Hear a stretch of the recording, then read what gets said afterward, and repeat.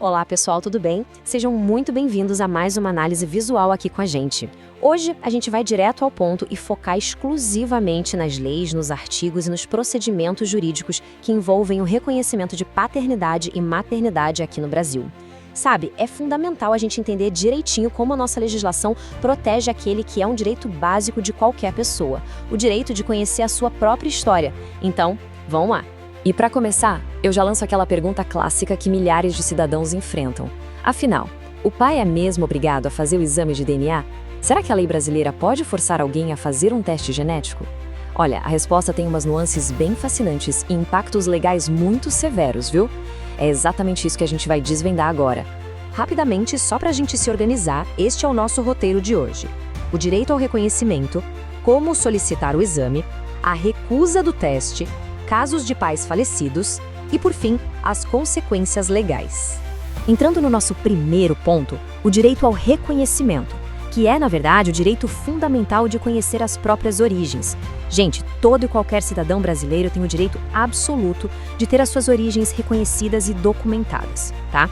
E o bacana é que o Estado apoia ativamente essa busca. Nós temos iniciativas públicas muito importantes e ativas, como o programa Pai Presente, do Conselho Nacional de Justiça, e o projeto Reconhecendo Direitos, lá da Defensoria Pública do Paraná. Mas como isso funciona na prática? É bem simples. A gente tem a paternidade presumida e a investigação judicial. Se uma criança nasce dentro de um casamento formal ou de uma união estável, a paternidade já é presumida pela lei. É meio que automático. Agora, se a situação não se encaixa nessa regrinha, a pessoa vai precisar fazer um pedido ativo ou entrar com uma ação judicial. A boa notícia é que existem vias legais e totalmente gratuitas para estabelecer esse vínculo formalmente. E isso nos leva à parte 2 da nossa análise: como solicitar o exame. Vamos focar em como o sistema público tornou o reconhecimento voluntário algo muito acessível para a população.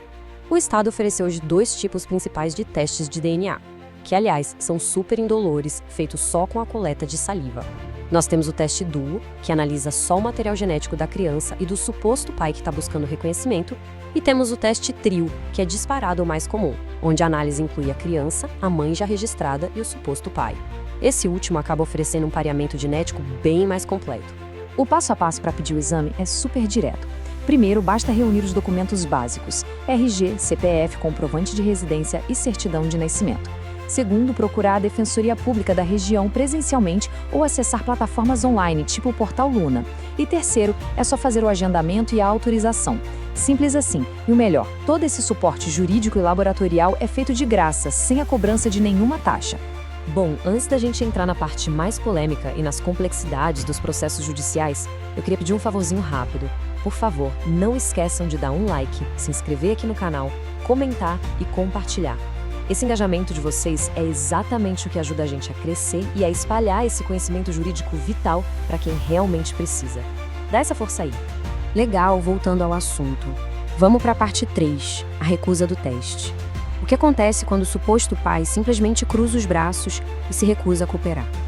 Esse é, sem dúvida, o principal ponto de atrito de toda a nossa conversa de hoje. A nossa Constituição Federal é muito clara na proteção da integridade física e moral de todos.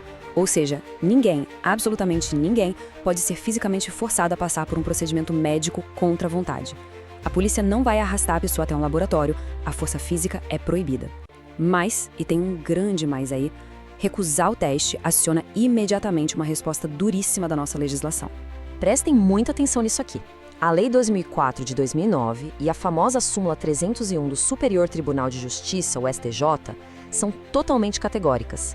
Elas dizem que numa ação investigatória, a recusa injustificada induz a chamada presunção juris tantum de paternidade. Traduzindo do juridiquês, se a pessoa fugir do exame, ela basicamente entrega ao juiz a plena autoridade legal para declarar formalmente que ela é o pai. Mas calma lá, a recusa não age num vácuo. É preciso apresentar o que a legislação define como contexto probatório. Tem que juntar evidências, coisas como mensagens trocadas, fotografias mostrando o relacionamento da época, pelo menos 2 testemunhas maiores de 18 anos que não sejam parentes ou comprovantes de despesas médicas e escolares. É a combinação dessas provas com a recusa do teste que realmente consolida e embasa a decisão do juiz. E quando a situação é ainda mais delicada? Vamos observar na parte 4 como a estrutura legal atua nos casos de pais falecidos. ou seja, nas investigações de DNA pós-mortem. Nesses cenários, em que o suposto pai já faleceu ou o paradeiro é desconhecido, a investigação não encerra. A inovação trazida pela Lei 14.138 de 2021 estabelece um protocolo bem claro. O juiz pode determinar que o exame de DNA seja feito nos parentes consanguíneos vivos daquele suposto pai. A lei dá preferência aos parentes de primeiro grau, para que o pareamento genético seja analisado e leve a uma conclusão exata. E a lógica brilhante dessa lei vai além. A mesma regra da recusa, que a gente acabou de ver para os pais vivos, vale para a família. Se os parentes do falecido resolverem criar barreiras e se recusarem injustificadamente a fazer o teste de DNA, a justiça também vai presumir legalmente que o vínculo genético existe. Muito bem, caminhando para o fim, e entramos na nossa parte 5, as consequências legais. O que acontece assim que o reconhecimento legal é concluído? Uma vez que o juiz bate o martelo e a paternidade é oficialmente estabelecida, seja pelo teste ou pela recusa, surge imediatamente um peso gigante de direitos e deveres. Para a criança, nascem direitos vitais como a convivência familiar e os direitos sucessórios, ou seja, ela entra na divisão da herança. Simultaneamente, impõe deveres indiscutíveis ao pai, como o pagamento de pensão alimentícia e toda a garantia de assistência material, moral e educacional. E para finalizar a nossa análise, guardem essa regra essencial. Tentar arrastar o processo na justiça é totalmente inútil do ponto de vista financeiro. Sabe por quê? Porque as obrigações de pensão alimentícia retroagem lá para a data da citação judicial inicial. E além disso, o pai reconhecido ainda pode ser condenado a ressarcir o Estado por todos os custos com a realização daquele exame de DNA.